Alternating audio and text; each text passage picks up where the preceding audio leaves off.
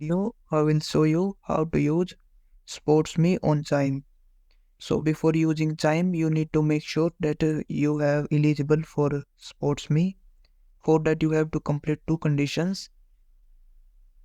First, you get $200 in your Chime account monthly, and second thing you need to do is activate your debit card.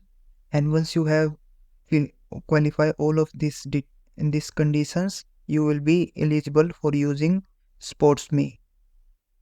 Now to turn on SpotMe on Chime, all you need to do is just click on this setting icon on your Chime account, and from a section of SpotMe.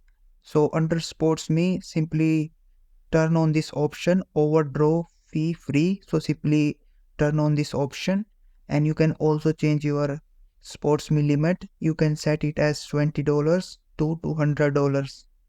So that's it, how you can use SpotMe on Chime. If this video was helpful, please like this video and subscribe to my channel.